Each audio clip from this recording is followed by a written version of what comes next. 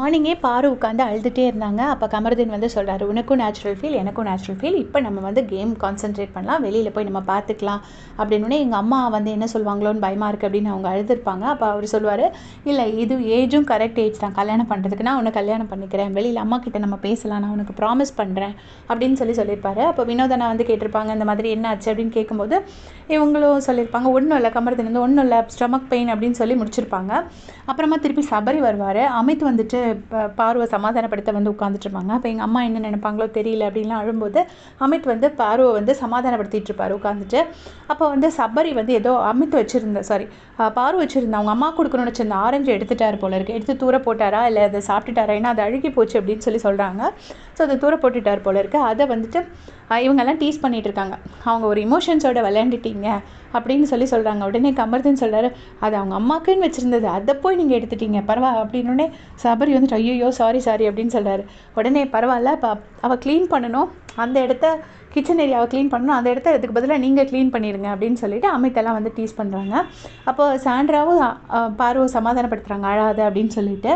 அப்போ வந்து சபரி வந்துட்டு என்ன ஒரு பேச்சுக்கு சொன்னால் நீங்கள் என்னை க்ளீன் பண்ண சொல்கிறீங்களா, பொழந்துருவேன் அப்படி இப்படின்னு சொல்கிறாரு.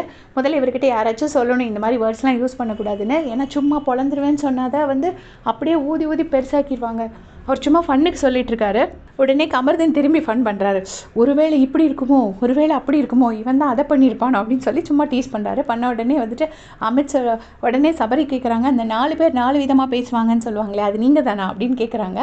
கேட்ட உடனே அமித் சொல்கிறாரு, இதே இந்நேரம் பாவம் இந்த பொண்ணு இப்போ தான் வந்து இந்த பொண்ணுன்னு சொல்ல பாவம் இது இப்போ தான் அமைதியாக இருக்குது, இல்லைன்னா இந்நேரம் ஒரு 4 வார்த்தையாவது பேசியிருக்கோன்னு ஏதோ ஒரு குழந்தைய சொல்கிற மாதிரி பார்வை சொல்கிறாரு அவர் சிரிச்சுக்கிட்டே. அதுக்கப்புறம் அமித் எந்திரிச்சு போயிடுறாரு. திருப்பியும் அவங்க கானா வினோதனாலாம் வராங்க. வந்துட்டு கிச்சன் டீம்லாம் ஒழுங்காக வேலை பார்க்குறாங்க, வேலை பார்த்துட்டு நீங்கள் பண்ணாததை அவங்க சொல்கிறாங்க, நீங்கள் அவங்க சொல்கிற மாதிரி வச்சுக்காதீங்க அப்படின்னு சொல்கிறாங்க. சொன்ன உடனே கமருதீன் சொல்கிறாரு, கிச்சன் டீம் ஃபுல்லாக ஷோ காட்டுற மாதிரி தான் இருக்குது அப்படிங்கிற மாதிரி அவர் சொல்கிறாரு.